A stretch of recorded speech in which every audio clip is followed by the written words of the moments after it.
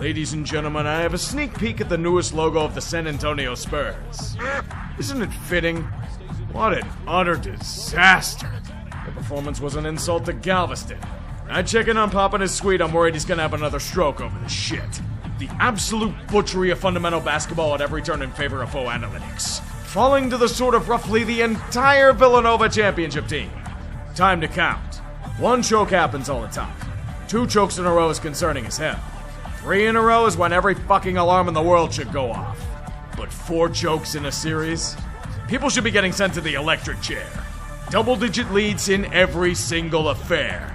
A 29-point lead in the second half of Game 4. And you're still checking threes? The Knicks didn't even do anything special until the final few minutes, but you begged them to come back into this affair. Gagging on the final series cock, it's unfathomable. Are you really in their head, Wemby? I think the team's deep in its own. Somewhere in the world, Dan Quinn wipes sweat off his brow. No longer is he the biggest choker in professional sports. Mitch Johnson probably swiped that mantle like Wemby in the paint. First year or not, this fucker needs to be insta-canned immediately. I don't give a shit about how he's the handpicked successor. The dude has shown his incompetence at every turn. Your response to being up by double digits is chucking threes? Where's your adjustment? Where's your iron will? Pop would have never let this shit stand, but here you are acting like absolutely nothing's wrong. There's no failure here. The resolve is damn good. So Jalen Brunson's dominating. What should you do? Make him score less points. God, you're such a fucking hack, man. No problem, though. We're gonna put the ball in De'Aaron Fox's hands as he reveals a deadly infection of the Sacramento Kings in his bloodstream. This series might single-handedly get this guy hogtied on the first train out of town, putting him in the James Harden tier of no-shows. Look at the end of Game 4.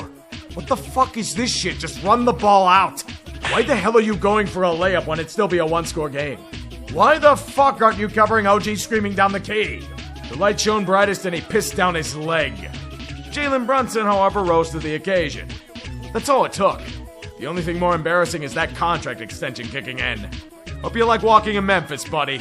You should have been the better team. I don't want to hear this bullshit in the presser. You did everything in your power to rip off your own fucking legs. They had Scott Foster as the head ref for Game 5. The NBA was all but trying to hand you the win on a silver platter, but that would have just been too obvious for you boys. Another blown double-digit lead it is. Pop would have been ripping off heads in the locker room. Don't give me this, oh, they're a young team spiel. This was a bona fide choke 4 times over. You don't recover from this without major changes. Shit, if Jet Holmgren could take a shot and Jalen Williams were healthy, the Thunder may have beaten them to begin with. Don't worry, though, you'll be back. As we all know, it's very easy for this kind of team to return after such a painful defeat. The only thing that'll give you solace is the end of a long half-century of failure for the Knicks.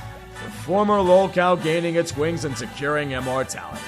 New York City burning to the ground as we dance in the flames of championship glory.